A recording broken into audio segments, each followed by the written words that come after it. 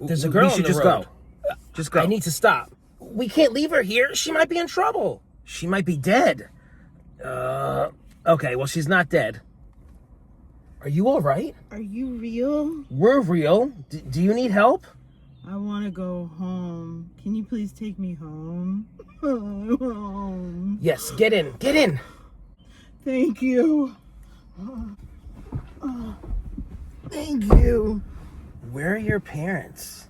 At home. They're waiting for me. Can you just take me home? Yes. I don't want to worry my parents. I'm an only child. They tried to have another one, but it didn't work. It failed. I just want to go home. Go straight. 2 years ago, we have a ranch farm. Chris came. He was a nice boy. I liked him. I don't see a lot of people, but he was nice. He played basketball.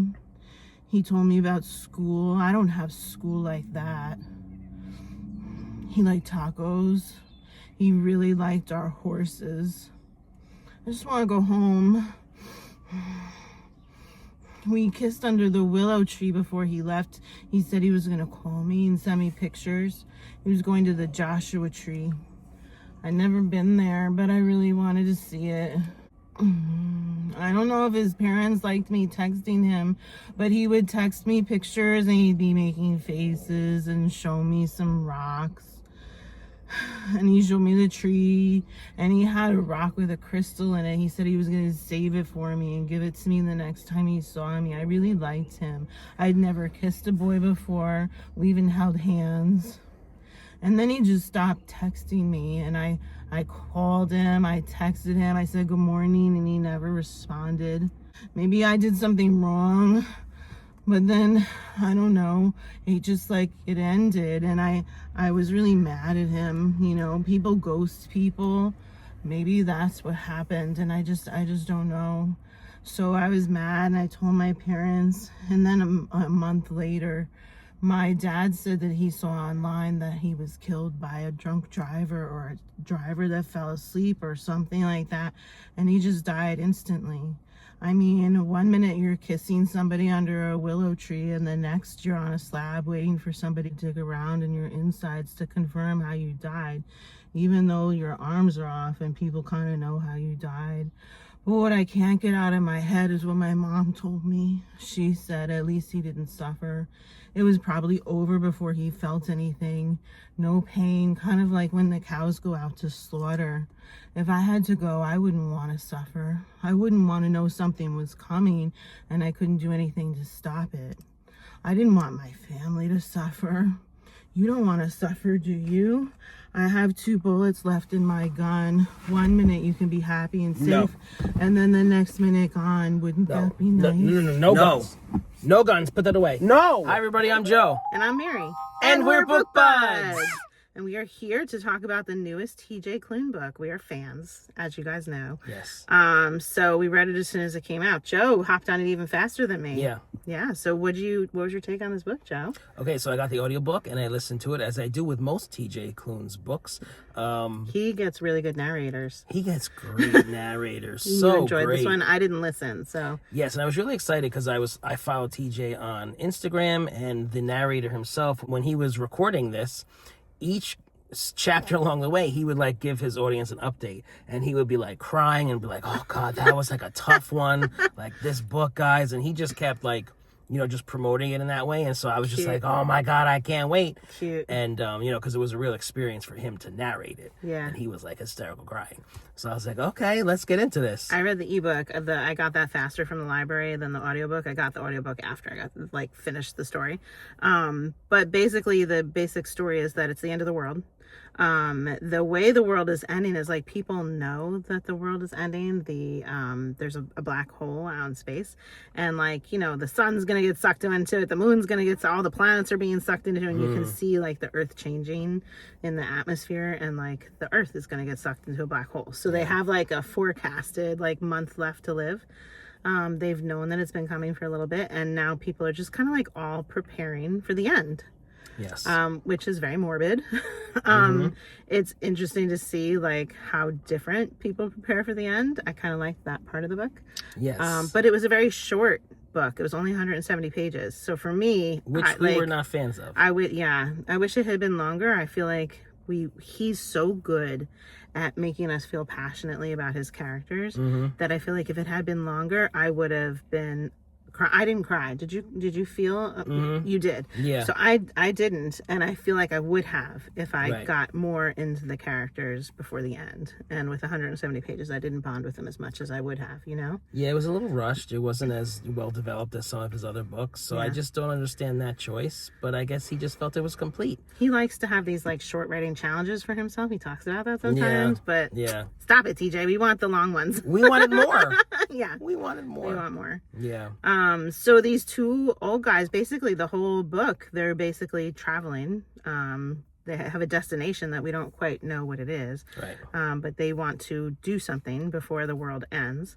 And so they get an RV and they just go. And they have some different obstacles along the way because different roads are either shut down by like military or things about the courses just changing. And they come upon different either groups of people or a person. Like in our scene, they came upon this girl. Right. She was special. Yeah, and she had was. done some really dangerous things. We didn't want to spell it all out to you in the scene to totally spoil that situation, but it was very intense what transpired between her and them. Her actual storytelling was much more detailed. Yeah. That was an interesting part. Yeah. Yeah. I feel like each group that they came upon was kind of had their own neat flair. You know? The least interesting was the family. Like, what was happening with the family? The very first family. Yeah. The family was like not telling their young children that the world was ending. They were not in school, so they didn't. That was it. Yeah. So the kids didn't know, and so they're like trying to navigate the last month of life without drawing attention to the world ending. Yeah. So I think like he did that for like, you know, the perspective of like denial, you know, like death is coming and let's just deny that it's happening. But you know, you see how it would like leak through anyway, and like the kids heard things from different people and they were like, what does that mean that Mars is exploding or something like that, you know? Yeah. And then they meet those hippies. That was fun. Which I thought was hysterical. They had some pot cookies. Yes. And then they were just like high and just having a great time. And our two main characters are like older men. I feel like they were like in their 70s, right? Yeah. They're married. They've lived a long, full life. And like they're crotchety, and like the one is like a little bit more free than the other. More adventurous. Right. Yeah. So with the pot brownies, it was funny to see them both come out of their That shell. was hilarious. I yeah. died at that part. Yeah, that scene was fun. They had a good time with it. What were their names? Pevensey? It was a weird name. Was it Pevensey? No, it or was. am I making that up? Pantomime? It was Pantomime. Pantomime, and the guy's name was something weird too. It was weird. Yeah. So funny, Pantomime. And the crotchety guy was like rolling his eyes, like, "Oh, okay, Pantomime." Yeah. That was funny. Yeah. So basically, this is like what you would do and how you would feel if you knew that your death was coming. Yeah. And I had told Mary one of the things that I liked about it was that, you know, it was a black hole instead of like a terminal illness because, you know, this has been done before. Yeah. We've all read books like this and it's like they're really hard to get through. And, you know, if we're going to do any of those terminal illnesses, like a lot of us have experienced those in our circle of friends or family. Right, so like painful. It's too much. Yeah. This was hard enough. You know, it was to watch this happening to these two guys and like they have a mission, you know, to complete before the end of their life. You know, I just like that it took out that layer of like reality. And gave us, because, you know, TJ likes fantasy and sci-fi and stuff like that. So. Yeah. What I really liked about the black hole, which was, I thought, fun, was how it was affecting the Earth with like night and day, like when things were no longer like bright and the sky's color was changing. It was like you were seeing northern lights, but it was like daytime and like things were getting like eerily very off, and like animals started walking in circles and things like that. The lightning. There was this lightning, like a ball of lightning that like was all wound up and like curling through the forest, you know, like this really creepy way. And it was because of what was happening, you know, like the destruction. You saw the signs that like the Earth was in trouble. Very interesting. So was there anything about this book that you didn't like? No, just said it was too short. Okay. I had something I didn't like. So towards like the last maybe quarter of the book or a third of the book, they kind of like, the story was like hijacked for like a preaching of mental health things. And we work in mental health. I'm all about mental health. But like, I wanted to read the story, and it just like felt like it really transformed into like this infomercial about like the importance of good mental health. Because their purpose for traveling was related to something related to a mental health topic. And it just took, for me, like it took it away from the world ending story, and it made it like a different kind of story. TJ does that in some of his books. I respect it, but it like wasn't what I wanted in that book, you know? Yeah, but I also think it goes back to what we said earlier, that if he had time to flesh it all out and it became, if that was the story, yes, and that was what we were reading, then like we would have probably put it in there a little bit more blended, rather than like right at that last point, last and then 20 like pages or whatever. Yeah, exactly. Yeah. So if it had been a longer book, I probably would have liked how that was done better. I agree. Yeah. So this is not our favorite, but we enjoyed it. But we're happy to have any TJ book come out. But the next one I want like at least 400 pages. TJ, please. Yes. All right, so let us know if you guys read this book, if you're going to be reading this book, if you've read TJ Klune, what do you think of him? If you're enjoying Book Buzz, give us a thumbs up. And share us with your friends. And subscribe to our channel, Book Buzz! I love my Book Buzz. Oh, eyebrows. I would love that. That's adorable. Is that good? Yeah. It stays.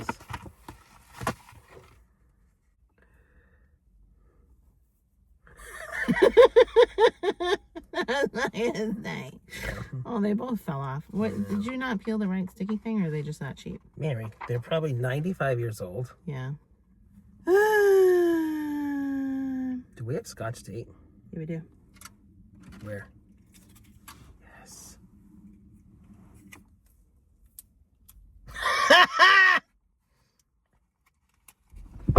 Where are your pants? Do that over. I've never been there, but I really wanted to see it. I want to laugh. Sorry. I called him, I texted him, I said good morning, and he never responded. You doing okay? You have to make faces. Are you making faces? I sure am. And 1 minute you're kissing somebody under a willow tree, and the next you're on a slab waiting for somebody to dig around in your insides.